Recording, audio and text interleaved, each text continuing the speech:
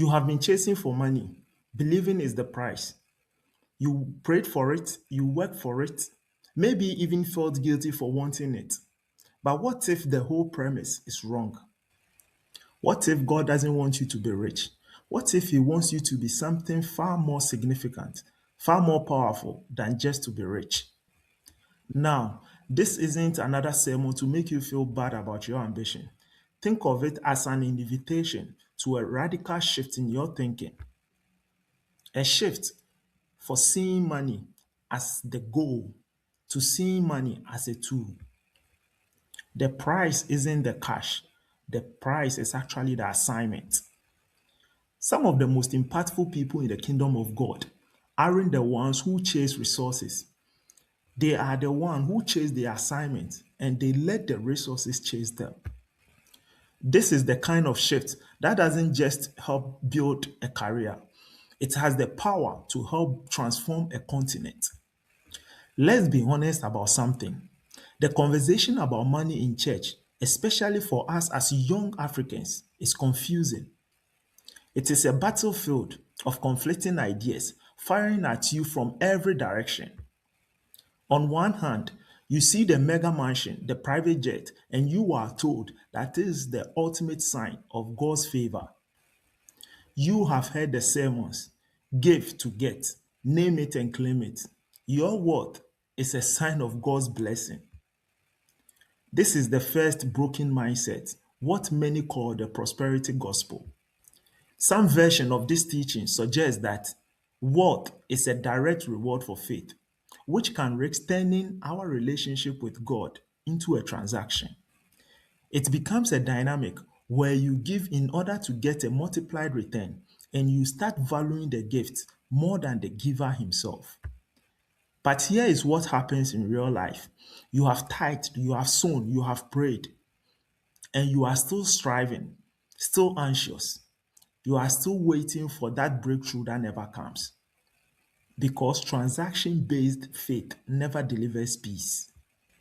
Then there is a second broken mindset, and it is often a reaction to the first. It is a mindset of holy poverty. The belief that to be truly spiritual is to be poor, and that there is something inherently ungodly about financial ambition. This view spiritualizes struggle and wrap any desire for more in a thick blanket of guilt. So you are trapped. You want more, but you feel guilty for wanting it. You pray for provision, but you feel ashamed for praying. You spiritualizes your struggle and you call it faithfulness. How many of you have felt that voice? That whisper that says, if you were really spiritual, you wouldn't care about money. That's the second lie. And then there is the third broken mindset. And this one hits closest to home for many of us. It is communal pressure. Your success is never just yours, is it? A good job becomes a hope for your siblings. Your salary is expected to cover school fees, medical bills, family emergencies. Your life starts to feel like it belongs to everyone but you.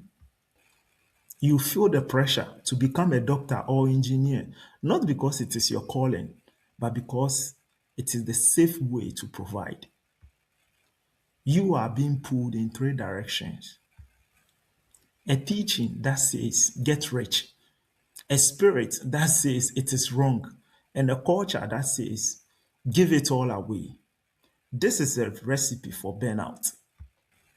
Research shows that 67% of young professionals in sub-Saharan Africa experience financial anxiety despite earning stable income. The root cause isn't lack of money. No, it's these conflicting messages about what money means and what they should do with it. You are standing in the middle of a battlefield with three armies firing at you from different directions. So you are stuck. The question becomes, is there a way out of this triangle? Is there a way to care about money without being greedy? To build wealth without guilt? To really provide for your family without losing yourself? The answer is yes, but it requires a fundamental shift in how you think about ownership. I was grinding, I was hustling, praying for a breakthrough. I measured my success in Ghana cedis and my faith by my financial increase. I thought then that my net worth was a reflection of my divine worth. And then I lost it all. The business failed, the investment dried up. I went from feeling like I was building something mega to feeling like I was nothing. I was literally broke. And in that moment of complete financial brokenness, something shifted. I realized I had been operating under the spirit of ownership.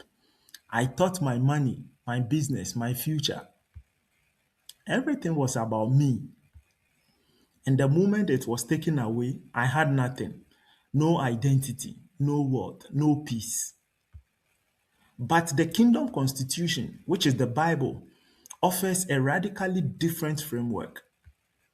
Psalm 24, verse 1 says, the earth is the Lord's and everything in it, the world and all who live in it. Everything you have isn't actually yours. It is a loan. Your talent, your time, your energy, your money, it all belongs to God. You are not an owner. You are a steward. You are a manager, a caretaker entrusted with his resources for his purposes. Imagine you are managing a multi 1 billion investment fund. You have immense power. You make decisions that affect millions of dollars, but those funds aren't yours. You are the manager. Your job is to manage according to the owner's will. If you move all that money into your personal pocket, you would be a thief. The moment you shift from an ownership mindset to a stewardship mindset, everything changes. You stop thinking about what you can take and you start thinking about what you are responsible for. You stop asking, how much can I accumulate? You start asking, how can I deploy this wisely? Studies on financial well-being show that people who view money as a tool for purpose report 3 times higher life satisfaction than those who view money as a personal prize. The difference isn't the amount of money, it is the framework, it is the mental model you are operating from. When you shift to stewardship, the pressure lifts. Money is no longer a measure of your worth. It is no longer a prize to be hoarded. Money then becomes a resource to be deployed for a mission. Your true value comes from who you are and not what you have. Your security comes from knowing that God will supply what you need to complete your assignment and not from the size of your bank account. No. What will change in your life if you stop trying to own everything and start focusing on managing what has been entrusted to you? What will that feel like? Here is the fundamental difference between prosperity gospel and the kingdom economics. One question actually separates them. What is money for? The prosperity message says wealth is a reward for your comfort, for your status, for your enjoyment. You give to get. It is a transaction. But the kingdom model is different. Resources are a responsibility. Their purpose is to find your assignment. Look at the parable of the talent in Matthew chapter 25. A master entrusts his property to his servant. 5 talents to one, two to another, and one to the last. This wasn't their money, it was the master's money. But here is what's important. The first two servants put the master's money to work. They doubled it, not for themselves, but for the master's purposes. They understood they were stewards and they were praised for being good and trustworthy. The third servant, though, he operated from fear. He saw the money as a burden, so he buried it. His failure wasn't that he lost the money, no. It was that he did nothing with it. He was focused on preservation and not multiplication for the master's purposes. Deuteronomy chapter 8 verse 18 says, God gives you the ability to produce wealth, to establish his covenant. Research on generational wealth in Africa shows that families who view income as a resource for a greater purpose build sustainable wealth, while those who focus on personal accumulation often experience financial instabilities within two generations.